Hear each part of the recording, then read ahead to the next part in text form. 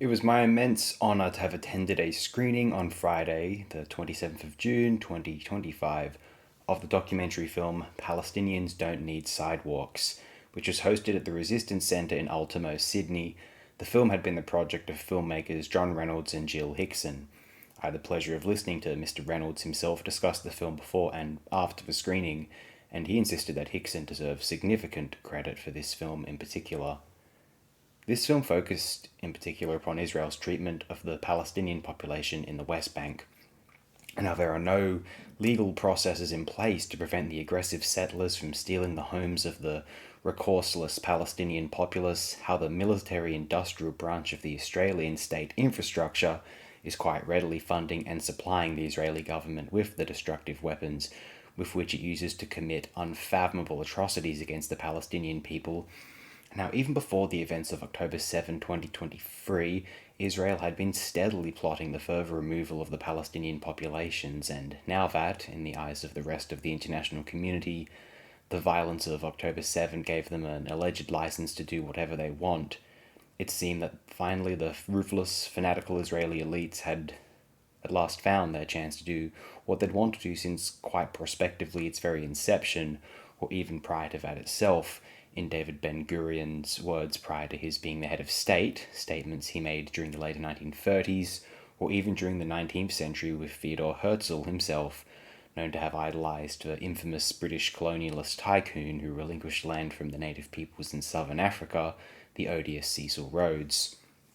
There was a rotten pathos behind much of the governing Israeli bodies, which has either been ignored or justified by certain political figures or media pundits in the Western world, or certainly in the English speaking world, which there are very complex reasons for I do not remotely believe that those reasons are justified. They have yet to cross my own threshold of belief.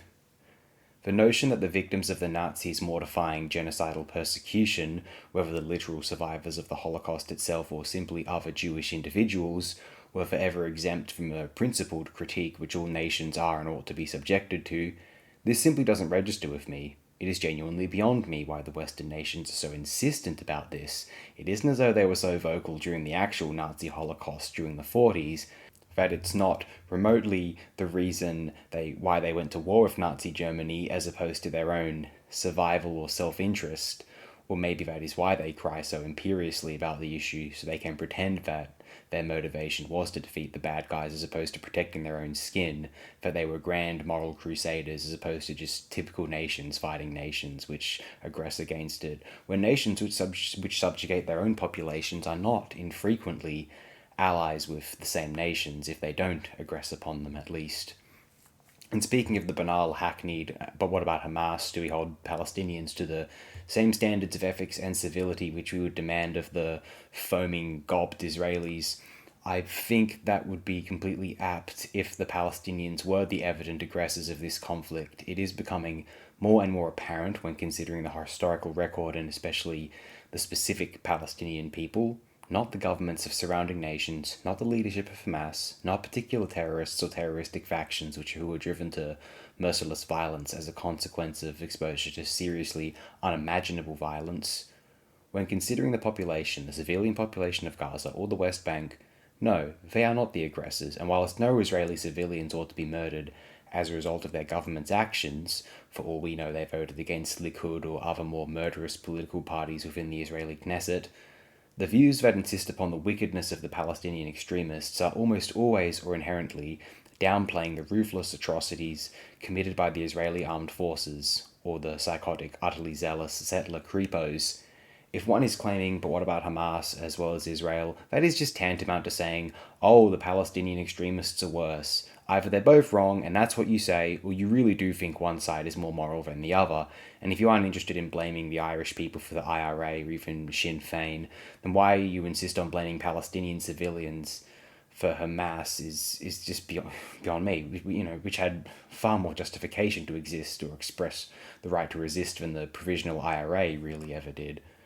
And I'm going to mention one more lesson from history which ought to put things in some perspective for the pseudo-moral browbeaters of the whataboutist strain. The French resistance killed civilians too. You're going to put them down also?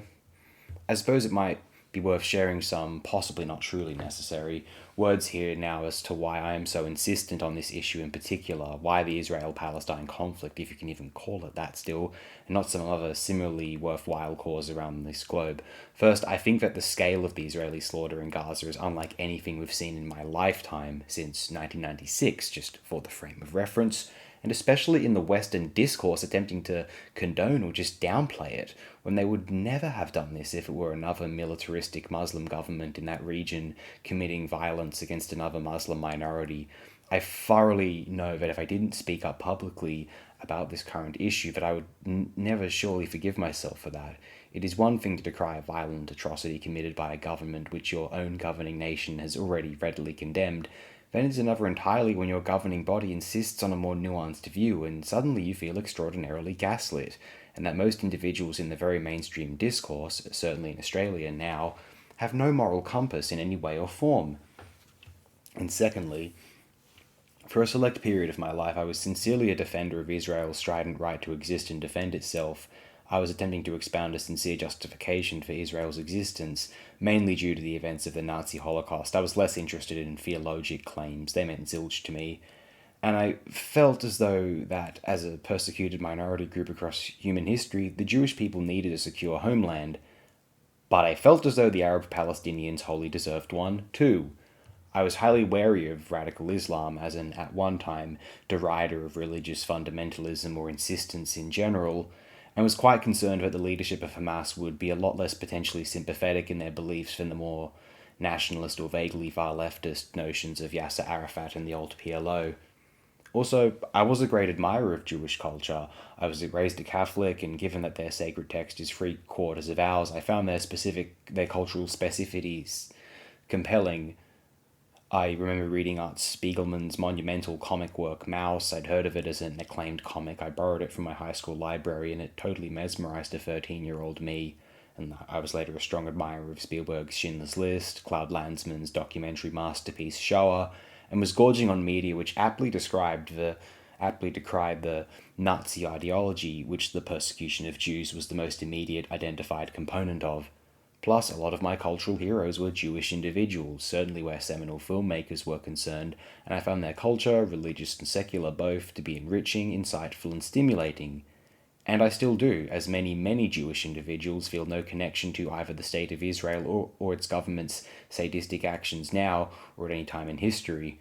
At one time, it led myself to defend and find highly interesting the project of the State of Israel, and I still don't feel as though it ought to disappear, although I resolutely believe that a Palestinian Arab state has just as much a right to exist as it does, and that an admiration or supportiveness of the Jewish people or culture can exist entirely independently of a consideration of the Israeli state, because up until I was in mid to late high school, I had no idea really of the political state of Israel and admired and appreciated Jewish culture all the same. And I can still be in that place. Nothing has changed about that for me. The actions of the Israeli government has no effect on my opinion, my love of Jewish people in the slightest. It doesn't even affect my opinion on any Israeli individuals, many of whom are decrying their government's behavior and at their extreme peril. Frankly, we are just treating Israel as we would any other European settler power who had been persecuting your native peoples, or, let's face it, as we would any other power doing what it is doing. And since late 2023, it no longer is a matter of Israel being one of many abhorrent regimes across the world, or even in that region, but of committing the most determined massacre of a population in my lifetime, and possibly even in the last 40 years of human history. It is worth mentioning one of the interviewees of the film and seen visiting the West Bank as part of the documentary investigation is Australian Professor of Philosophy Peter Slezak, employed by the University of New South Wales, who is Jewish and whose parents were Holocaust survivors. He simply cannot believe the degree to which other individuals, Jewish or otherwise, can ignore, let alone condone, the atrocities being committed currently and throughout history by the continually unaccountable Israeli government. You may be wondering why the film is titled Palestinians Don't Need Sidewalks. An interviewee in the film, a Palestinian woman who lives in the West Bank, points out how the Israeli overseers have not even bothered to pave sidewalks next to the roads beside the speeding vehicles. As she explains their pathology, Palestinians don't need sidewalks. children walking back from school have to share the road with motorists. It is an appalling and completely unjustifiable sight. And if anyone wants to forgive them compared with literally any other power who would do this due to an appeal to either the genocidal Shoah or the persecution of Jewish peoples prior to that, I don't know what else to say. Can any other persecuted group of human history slaughter another group in the contemporary? Do we need to treat Jews as the ultimate victims of human history? Why would any persecuted group have the right to regress on another people, regardless of what has happened to them in their historical past?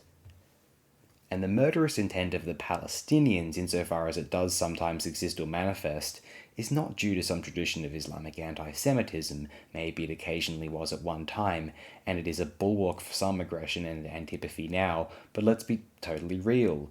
It is motivated by Israeli overzealous behavior in either defending itself, preemptively eliminating what it deems as terroristic threats, or just blatant attempts to ethnically cleanse a neighboring population for ideologic, religious, or sheerly sadistic reasons. Either we treat humans as humans and a wrong action is a wrong action, or we treat some humans in a different, other in class. And when they do something wrong, we have to pull some context to pretend that it is rather a moral action, insofar as the progressive left have been attacking Israel's behavior as they would a nation of white Europeans doing so in the region or the wider Middle East. They are not treating the Jewish people, or the Israelis in this case, as a different block of people, negative or positive.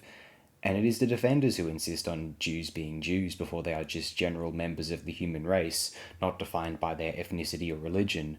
Either we condemn certain actions across the board, or we divide human beings into categories where separate rules apply. And do tell me which is closer to the thinking of the Nazi Party, the distinguishing of the Jewish people, or the treatment of Jewish people as just like any other. And a moral atrocity is a moral atrocity, no more forgiven or wicked, depending on the biological circumstances of the perpetrator or perpetrators in question. Also, to my fellow Australians, don't think our government is simply playing a neutral party while these flagrant atrocities continually occur. Reynolds and Hickson have proven that demonstrably, and I'll never again see the Australian Labor Party in the same light. Any words they have expressed of a more sympathetic or nuanced nature is drowned out by their actions. Who they've been photographed with smiling, what they've been holding smiling, and what they've agreed to fund and export, always with at least the appearance of a smile, and the willingness to even fake a smile over such overt violent atrocities is utterly sickening. And I strongly suspect that if our Prime Minister has a moral conscience in any way or form, he will spend his twilight years haunted by what he could have done but chose not to for fear of not getting re-elected. The ineffectuality of the Australian government on the world stage, or even when just attempting to deal with some lobby groups supposedly, has never been more exposed than right now, and especially if one peers through the depressing though vitally informative magnifying glass documentary effort of John Reynolds and Jill Hickson. If you happen to be in Australia and a screening of this is occurring either at a public event or as a webinar gathering, I would highly recommend going to attend the occasion, though it is not a cheerful evening. It is insurmountably important that we all be as aware of this unfathomable barbarism as much as we are able, and of the Australian government's open complicity with these unforgivable, unjustified, and on the truly historic scale, moral atrocities. I would like to thank the organisers of the event itself. I would like to thank whoever prepared the food. It was absolutely fantastic. Everyone I spoke to there was incredibly nice, and it's very validating to share a room with individuals who are of a similar moral disposition and who frankly make me feel sane, and that I'm not the only one in this country who seems to have a backbone or just control of their mental faculties. Let's face it, as ruthlessly depressing as it was a highly memorable and worthwhile event, I felt, and I couldn't be happier that I attended. Unless during the event it was announced that the occupation had ended and they were going back to the pre-67 borders and the government of the nation would be prosecuted for war crimes. That and that alone perhaps would make it a more worthwhile event to have been at. And then I may have been happier. But only then. Thank you, everyone, and God bless you all. I appreciate it immensely.